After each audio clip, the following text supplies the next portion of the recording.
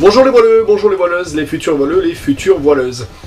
Allez, une vidéo supplémentaire sur le rôle du chef de bord, appelé ou capitaine, ou skipper, ou des fois papa.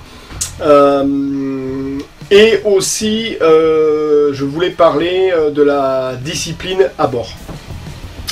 Alors, cette vidéo, je la fais maintenant parce que je pense qu'il y a quelques mois, on ne se connaissait pas assez et peut-être que mon message aurait été mal compris.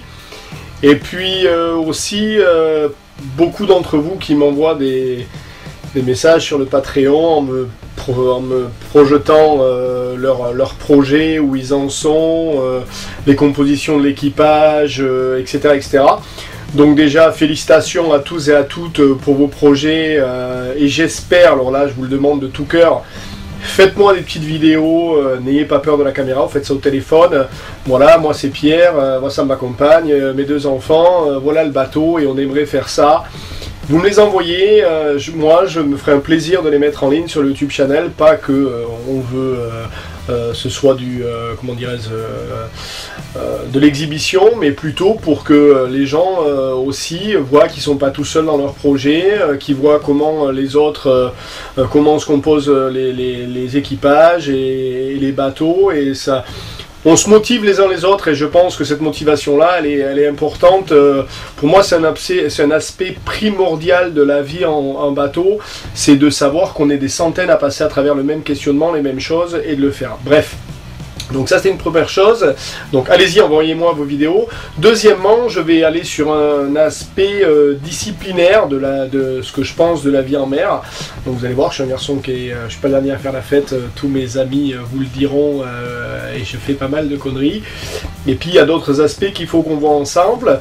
Et puis je vais aussi transmettre ça maintenant. Je me rends compte que j'ai pas que les adultes qui suivent ça. J'ai des enfants qui suivent ça pour leur projets pédagogiques scolaires. Donc je vais transmettre des choses que je pense qui sont importantes. Voilà, allez, on est parti, on y va. Bon allez, on y va les copains. On boit le café puisque vous me regardez en famille ou seul ou devant en voiture ou devant votre ordinateur, c'est pas très grave. Allez, et comme m'a dit un des internautes, le café augmente avec mon niveau de fatigue. Alors, le rôle du skipper et du capitaine, il faut savoir que celui qui prend ce rôle-là à bord, il se met un sacré sac sur le dos. Et ça, il faut en avoir conscience parce que il n'y a pas uniquement d'amener le bateau du point A au point B. Deuxièmement, tu es médecin, parce que, à moins que ta compagne soit médecin ou quoi que ce soit, mais c'est quand même toi qui vas veiller à la bienséance et au bien-être physique de tous les gens qui sont à bord. Et là, je demande, alors c'est ce que je fais moi, mais alors c'est plus facile quand c'est en famille. On ne peut pas se permettre de se dire, même quand tu prends un équipier que tu ne connais pas ou une équipière, je les ai dit dans une vidéo, ça fait 3 jours que j'ai pas été à la selle, aux toilettes pour les enfants. Il faut le dire de suite parce qu'il faut faire face de suite à tous les petits bobos. Parce que la mer, c'est pas l'environnement qu'on a, il n'y a pas un docteur à 200 mètres. On est dans un environnement qui est salé, humide, 24 heures sur 24. Et donc, le chef de bord, il est docteur tout le temps. Mais il est aussi psychologue, parce que ben voilà, on n'est pas tous au même rythme, on ne prend pas tous le plaisir au même moment, on n'affronte pas les choses de la même façon, donc il faut que tu gardes cette espèce de bien-être général dans le bateau et que chacun y trouve sa place. En plus d'être donc responsable du bateau, du déplacement, d'être psychologue et d'être docteur, ce skipper ou ce chef de bord, il se doit d'être à la fois cool et détendu et à la fois très ferme. Et c'est là-dessus que je voudrais revenir, c'est que on a une espèce de... Vous avez vu, j'avais fait en ligne la vidéo sur le briefing de sécurité, et il y a tout un tas de mecs, ouais, partez pas avec un capitaine comme ça donne pas envie de faire du bateau. Et ils ont raison. S'ils veulent pas partir avec un capitaine comme ça, surtout qu'ils viennent pas à bord de mon bateau. Vous savez, il y a eu une interview quand le Concordia s'est mis au tas. Le Concordia, c'est pour les enfants, c'est un bateau de croisière qui était trop près des côtes italiennes et qui a touché le fond et il s'est renversé, il y a eu des morts, etc., etc. Et à la télévision française, il y avait Kersozon qui était dans le coin et ils ont interviewé Kersozon là-dessus, ils lui ont demandé son point de vue. Et on s'attend tous, connaissant son franc-parler, qu'il envoie du lourd. Et en fait, pas du tout. Kersozon, il a répondu cette phrase magnifique en disant vous savez, je peux vous dire une chose, c'est que d'une, j'étais pas à bord, et que de deux, en mer, tout va très bien jusqu'au moment où tout va très mal. Et quand ça va très mal, ça va vraiment très mal. Et ça, il faut vraiment en avoir conscience, c'est-à-dire que on fait tout pour naviguer dans les meilleures conditions du monde, pour éviter tous les petits soucis qui pourraient venir nous enlever notre plaisir et nous mettre dans des situations un peu plus compliquées. Mais inévitablement, c'est comme quand tu fais du vélo sans les petits trous, à un moment donné, tu peux te casser la gueule. Et en mer, ça peut durer longtemps ça. Et c'est là où la discipline et ce côté ferme, il est hyper important. C'est-à-dire par exemple, vous savez, souvent on a j'ai des équipières qui me font cette réflexion assez rigolote. Ouais, mais moi je veux participer aux manœuvres, etc., etc. Et des fois je dis rien, et quand la manœuvre arrive, je la mets à la barre. Et elles me regardent et elles se disent, mais pourquoi il me fout à la barre, il me laisse pas au winch? Tout simplement parce que mon génois qui est un 130, si je veux l'enrouler et qu'il faceille pas, et qu'on l'enroule pas au winch et que ça dure pas 25 minutes, qu'on l'enroule à la main, elle n'y arrivera pas. Parce que physiquement, il y a même des mecs qui n'y arrivent pas. Et c'est ça aussi la discipline à bord et le rôle du skipper. C'est qu'à un moment donné, on fait des erreurs en tant que skipper en disant ouais, je suis à la barre parce que c'est une habitude, etc., etc. Et il faut vraiment arriver à être strict sur des choses comme ça et dire écoute, quand on fait cette manœuvre-là, c'est plus facile que ce soit moi qui sois l'enrouleur et toi qui sois à la barre. Alors forcément, si c'est du vent léger, etc., etc., on a eu le plaisir d'enrouler. Mais il faut absolument réussir à mettre une discipline et il faut absolument réussir à ce que chacun accepte qu'il y a des postes qu'il ne puisse pas prendre. Et aussi que chacun connaisse les manœuvres sur le bout des doigts. Pourquoi ? Parce que ça a beau être super cool de faire du bateau, quand il est... je l'ai mis sur une vidéo, quand tu arrives sur les Antilles après la Transat, il y a un moment donné, pendant 2 jours, tu prends des orages. À 3-4 jours de l'arrivée, il y a des orages pendant la nuit, et des fois, ça se lève comme ça. Et là, quand il est 3 h du matin, qu'on vient te réveiller, que finalement la manœuvre ne va pas se faire à deux, enfin, va pas se faire tout seul, qu'il faut que tu aies besoin de l'autre, si l'autre il a des doutes sur la manœuvre et que ça n'a pas été, je ne vais pas dire militaire, mais je veux dire que ça n'a pas été répété, re-répété, sur-répété, et qu'il n'y a pas une discipline là-dessus, vous allez gâcher vos navigations avec des choses comme ça, et c'est là que les peurs viennent, parce qu'on ne fait pas face, alors que ça aurait pris 30 secondes de faire la prise de riz, enfin, j'allais dire, mais 3 minutes de faire la prise de riz et d'enrouler le génois.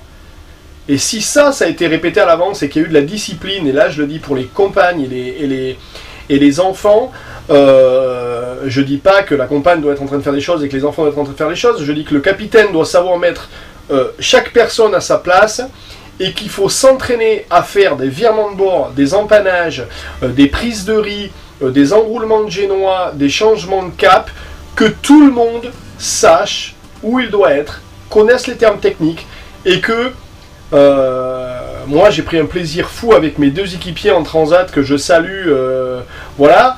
Il y a plein de fois, alors j'étais à la barre ou j'étais pas, mais ça se faisait comme ça, on disait ok les gars on va se mettre au pré et on enroule et on va prendre un riz, ok paré à la manœuvre, paré, celui qui était à la barre disait on envoie, et on se regardait entre nous, hop ça enroulait, ça partait à l'avant, ça se faisait tout seul parce qu'on avait fait les manœuvres plusieurs fois et on commençait à se connaître, et ça se passait comme du papier à musique.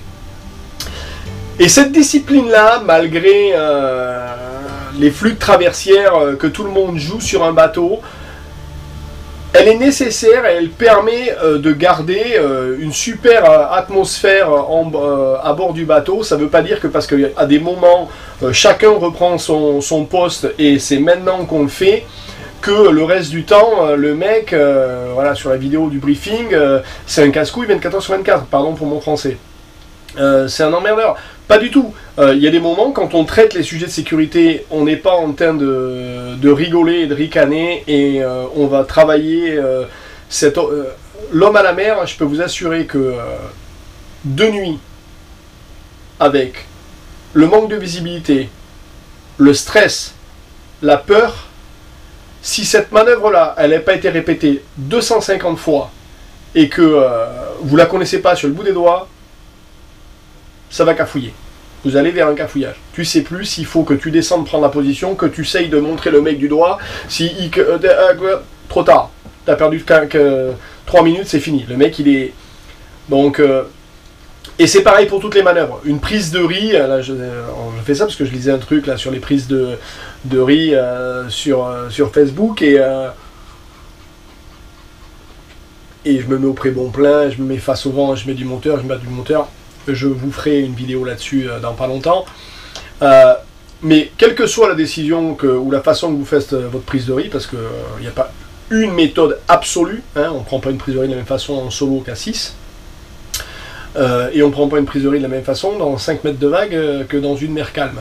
Donc, une prise de riz, par exemple, si vous n'avez pas tout qui est renvoyé au cockpit, et que ça bouge un petit peu, il y a de grandes, et que l'autopilote, voilà, il y a de grandes chances que finalement on donne la barre à quelqu'un et que toi, en tant que skipper, taille à l'avant ou en ton pied de mât pour faire la chose. Et là, si ça n'a pas été répété, que ta personne tu mets à la barre, elle a des doutes, c'est pas bon. Donc voilà, je vous encourage vraiment, mesdames et les enfants, à régulièrement prendre la barre, à régulièrement écouter votre conjoint ou votre papa, et donc le chef de bord. Et il vous fait pas faire des choses pour vous embêter, il vous fait faire des choses parce qu'il faut les répéter. Et c'est dans la répétition que ça devient automatique. Et cette répétition, elle va faire que une situation qui va être très très gênante pour certains équipages parce qu'ils l'ont pas répété et ils vont vivre un enfer pendant 45 minutes parce que ça va pas se passer comme ils veulent. Pour d'autres qui l'ont répété, le fait de l'avoir répété, ça va aller vite, ça va se faire au bon moment, ça va pas traîner. Et ça va enlever tout le stress, ça va prendre, voilà, on fait 5 minutes, on a pris notre prise de riz, on a enroulé notre génois, on est revenu sur notre cap, tout va bien, tout le monde est reparti dans les bannettes, personne s'est rendu compte que ça avait été un problème, alors que celui qui l'a pas répété de nuit, il sait pas la lampe de poche, la frontale, où elle est, qui va au pied de mât, mince, l'autopilote, il tient pas, chérie, tu vas prendre la barre. Alors je t'explique, là, avec... allez, c'est parti, on est en train de faire quelque chose qu'on n'a jamais fait dans des conditions qui sont difficiles, parce que on n'a pas eu cette discipline de se préparer à l'avance. Et donc, voilà, c'est pas une discipline Hans Weidreich à l'allemande, etc. Mais c'est vraiment une discipline où, et même si vous naviguez entre hommes, hein, c'est pas la question, en équipage plusieurs gars, etc. Il faut que ça, vous voyez là, j'ai Antoine qui va arriver cette semaine, on va naviguer ensemble, je pense qu'il va pas être capable de faire certaines manœuvres, il prendra la barre et puis je ferai le reste. Là effectivement, il y a une adaptation, pas comme les fameuses quarts de nuit, où on s'adapte au physique de chacun, mais ce qui est sûr, c'est que ces manœuvres, il faut les répéter, il faut savoir les faire. Et il faut laisser pour quelques minutes cette espèce d'ambiance générale cool et détendue pour un moment où ça va être très carré, très ordonné, très répété. Chacun sait ce qu'il fait et c'est ça qui fait le succès de l'harmonie du reste du temps. C'est pas l'inverse, c'est-à-dire que d'abord avoir le bateau le plus cool du monde, si personne sait ce qu'il a à faire à bord le jour où il y a un moment critique, ça va devenir un enfer, et là ça va vraiment se déchirer parce que il y a des vies qui peuvent être mises en jeu, alors que si il y a eu des moments où on a répété, où on a su faire la balance entre les moments où on est sérieux et les moments où on se fait plaisir, l'harmonie elle est là 24 heures sur 24, parce que finalement quand on a répété 4-5 fois, c'est mieux faire des erreurs et de se prendre un petit peu le chou quand on est en train de faire des répétitions à la cool, que le jour du moment venu où c'est critique. Parce que sur les moments à la cool, derrière, ça reste détendu puisqu'il n'y avait rien d'important, donc on peut revenir dessus et tu peux dire à l'autre, écoute, là tu t'es mal placé, ça aurait été mieux que tu te mettes comme ça, tiens, je te remontre, ou te dire, punaise, quand je suis à l'avant, tu me parles, mais je t'entends pas, donc inventer des langages, etc. Faites des codes de couleurs sur vos cordages, voilà. Et au moment critique, clic, clac, c'est fait, on est sur un bord, la mer est montée, il faut faire un empannage, c'est maintenant, on ne se sent pas de faire un 360 degrés, voilà, on a déjà fait des empannages, tout le monde sait ce que c'est que le frein de bombe, tout le monde sait qu'il va falloir faire passer la grand voile d'un côté ou de l'autre, tout le monde sait qu'il va falloir passer le génois d'un côté à l'autre, tout le monde sait que ça va se faire sur le surf de descente où le bateau il prend de la vitesse et qu'il y a moins d'appui d'air sur la grand voile, et toutes ces choses-là, elles ont été répétées, elles ont été comprises par tout le monde. Et c'est hyper important. Donc ce chef de bord, il a multicasquette, faites-lui confiance. Ah oui, et voilà, et c'est une autre chose que je voulais dire. Alors, on est venu sur la transmission des peurs, j'ai fait une vidéo là-dessus, et il y a une autre transmission des peurs, et là c'est toujours Kersodon qui en parlait. Ils sont en Polynésie et ils prennent une queue de typhon, ça s'appelle les typhons là-bas. Et Kersodon dit, on est en train de prendre lourd de chez lourd, et Tabarly est à la barre, et ça monte, et les conditions sont dantesques. Et là, ils sont 3 ou 4, et ils regardent Tabarly, et ils se disent, bon, écoute, il y est, c'est bon, tout va bien, quoi. Et ça se couche dans les bannettes, et ça fait confiance au chef de bord. Et il s'avérera que Kersodon raconte dans son truc, que bien plus tard, ils discuteront avec Tabarly, et que Tabarly lui dira, ouais, putain, c'était chaud. Et il n'a pas transmis le c'était chaud. Il est resté à la barre, faire face à l'élément, et il n'a pas transmis à son équipage, oh putain là c'est... Et ça il faut absolument pas que vous le fassiez en tant que chef de bord, c'est-à-dire que vous avez le devoir de savoir ce que vous faites. Et vous avez le devoir de garder votre équipage, le côté psychologique qui... vous avez cette vidéo en ligne où on a pris du gros temps en faisant la traversée Gibraltar-Canaries, où j'ai fait l'interview des équipiers, et ils vont sur la vidéo, hein, ils disent tous, bah écoute, nous on a vu que tu étais là et que tu gérais et que tu savais ce que tu faisais, et qu'à un moment donné, on a fait cette manœuvre d'empannage, c'est pas pour me jeter des fleurs, hein, mais et que ça a été clair, précis, et que chacun avait compris son rôle, et ça s'est bien passé. Et il s'avère, je dis pas que moi j'étais frisou en train de... Non, ça faisait je sais pas combien de temps que j'étais à la barre, j'étais fatigué, mais à un moment donné, voilà, on a pris la responsabilité de mener à bien cet équipage, c'est pas à nous de lâcher les bras à aucun moment. Et ça les a vachement rassurés que ça se passe comme ça, et que je sois zen et que je sois en face. Et voilà, et vous en tant que chef de bord, c'est le poids supplémentaire que vous vous mettez. Et je vous assure à 100% que la famille, la femme, les enfants et vos collègues de bord sont des hommes. Quand ils sentent que la situation tu la maîtrises et que tu t'y es préparé, donc cette fameuse préparation, hein, Rodolphe et toutes ces questions sur le truc, on se prépare, on est prêt. Et cette fameuse préparation qui fait que toi tu dis bon mais ça, voilà, je l'ai répété, je sais que quand ça monte il faut que je prenne telle et telle décision. Vous avez le fichier, c'est d'une dépression, on fera un fichier je ferai une vidéo sur le gros temps, fait que tout le monde est détendu à bord, entre guillemets, mais tout le monde sait que ça va bien se passer, tout le monde a son rôle, et ça va bien. Donc voilà, c'est une vidéo qui est un peu, voilà, qui aurait pu être mal comprise il y a quelques temps, mais voilà, vous partez en bateau, il faut absolument qu'il y ait une discipline qui se crée à bord pour les manœuvres. Parce qu'elle va vous permettre plus tard, dans des conditions un peu plus musclées, que ça se passe très bien. Et ces bonnes habitudes, elles se prennent dès le début. Et je sais que c'est un petit peu difficile, même soit en tant que... parce qu'il y a des gens qui ont qui n'ont pas naturellement des charismes ou des choses à driver les autres, ou peut-être que en général dans le couple ben, c'est l'inverse, c'est plutôt madame qui a l'habitude d'être à l'avant et de gérer les devoirs des enfants, les courses, les machins, tout ça, et c'est elle qui est en charge 90% de la routine ou des choses importantes pour soulager monsieur ou aider, parce que ça c'était comme ça. Et là il va falloir que ça se renverse ou pas, c'est peut-être madame qui sera capitaine à bord du bateau, mais ce qui est sûr c'est qu'il faut accepter, malgré le fait que quand on arrive au quai, de toute façon ce sont toujours les femmes qui décident tout, hein, on fait semblant de croire, mais bon c'est elles qui sont les décideuses, hein, ce que femme veut, femme obtient, mais il faut qu'à un moment donné, voilà, cette compagne elle accepte à un moment donné, et surtout qu'elle l'accepte pour elle et pour les enfants et pour l'équipage, que là ça y est, pam, c'est lui le chef de bord, il n'y a pas de discussion. Et ça c'est hyper important. Ou l'inverse, hein, que monsieur accepte que là, à ce moment-là, moi par exemple, ce que je fais, et je veux que ça se passe comme ça sur mes bateaux, celui que je mets à la barre est aux ordres. C'est-à-dire que je donne très souvent la barre à mes équipiers, et des fois je briefe la manœuvre avant, c'est-à-dire je dis voilà on va faire ça, machin, etc. Tu prends la barre, mais c'est toi qui es aux ordres. Et moi quand je vais à l'avant, c'est fini. Je suis là, et je dis pareil à la manœuvre, et je le laisse, parce que lui il est à la barre, et c'est lui qui va avoir le feeling. Alors bon, souvent on l'a répété, etc., etc. Mais celui qu'on met à la barre, et ça peut être un ado de 16 ans qu'on va responsabiliser parce que il est mieux à la barre dans le cockpit sécurisé qu'à l'avant avec un gilet et une longe ou au co-winch truc, et bien cet ado, pendant 5 minutes, c'est lui qui est là, il est chef de bord et il le fait bien. Vous voyez, on revient sur la question des quarts de nuit où on le fait bien. Et je pense que voilà, il faut responsabiliser chacun à son poste. Son frère ou sa sœur qui est au winch de l'autre côté va l'écouter sans discuter.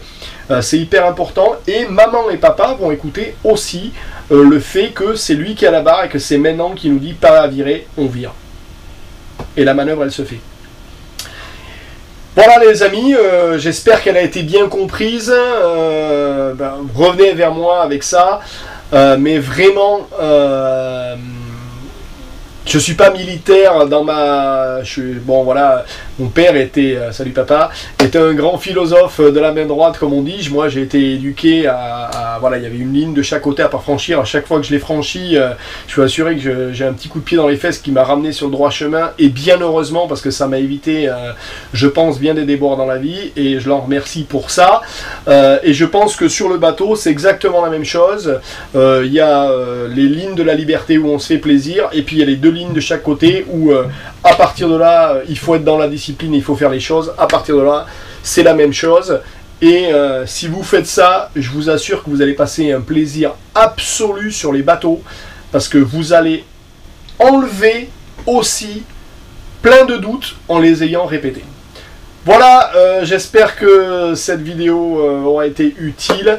On va continuer avec le reste. Je vous embrasse très fort et je vous dis à très très bientôt.